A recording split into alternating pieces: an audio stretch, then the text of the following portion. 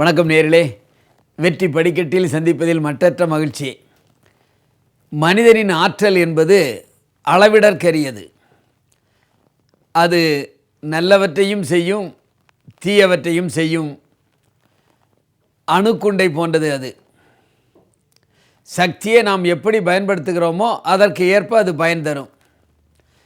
நமது முன்னாள் பாரத பிரதமர் ஜவஹர்லால் நேரு அவர்கள் பஞ்சசீல கொள்கையை நடைமுறைப்படுத்துவதற்கு அயராது பாடுபட்டார்கள்.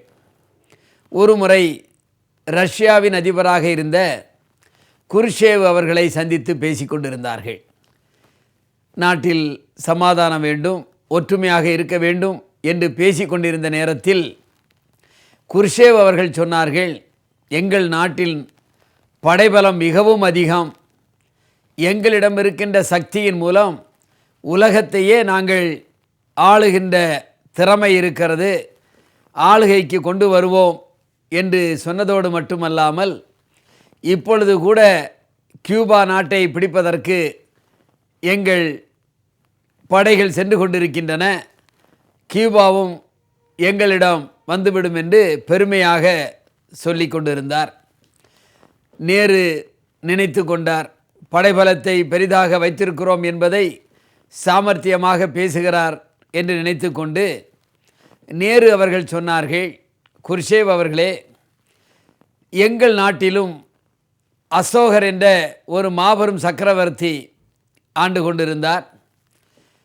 அவர் இந்தியாவை அடக்கி தன் ஆளுகைக்கு உட்பட்டு வைத்திருந்தார்.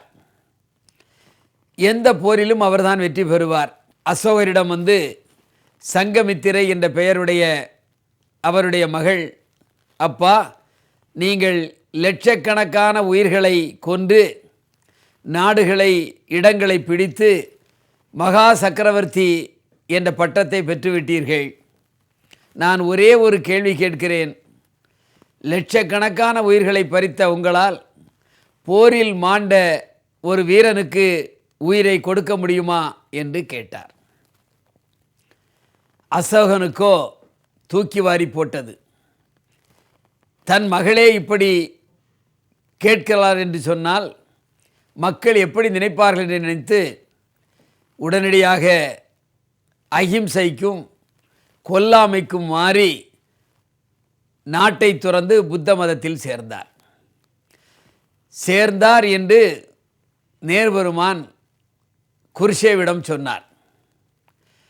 குருஷேவுக்கு அப்பொழுதுதான் பொறி தட்டியது.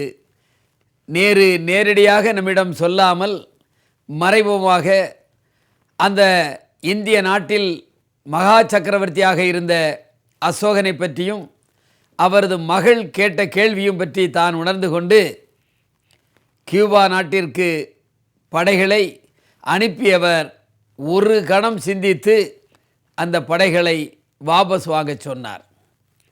ஆக அணுவை போன்று சக்தியுடைய மனிதனின் ஆற்றல் அழிவை நோக்கி சென்று கொண்டிருந்த நேரத்தில் நேரு பெருமான் சரியான ஒரு உதாரணத்தை சொல்லி அந்த படைகளை வாபஸ் வர செய்தார்.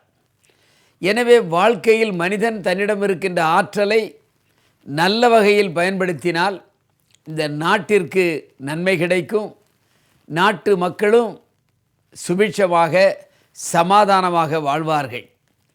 அதைத்தான் நேரு பெருமான் பஞ்சசீல கொள்கை என்பதை மறைமுகமாக சமாதானமும் அஹிம்சையுமே உலகத்தை காக்கும் என்ற அடிப்படையில் குருஷேவ் அவர்களின் அந்த நோக்கத்தை மாற்றியமைத்தார்.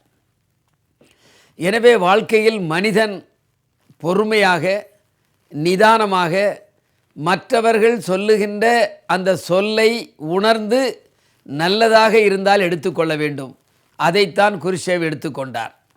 எனக்கு எல்லாம் தெரியும், என்னிடம் ஆற்றல் இருக்கிறது, நான் தான் தலைவராக இருக்கிறேன், வேறு ஒருவர் சொல்லும் எனக்கு தேவையில்லை என்று சொன்னால் அது அந்த தலைவருக்குத்தான் நஷ்டமாக முடியுமே தவிர சமுதாயத்திற்கு நன்மையை தராது.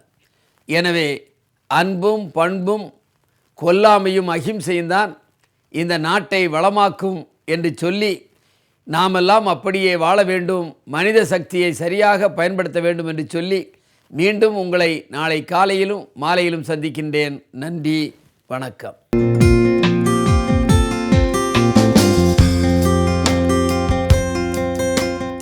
வெற்றி படிக்கட்டு புத்தகம் அனைத்து வசந்தங்கோ கிளைகளிலும் கிடைக்கும். ரூபாய் 150 மட்டுமே.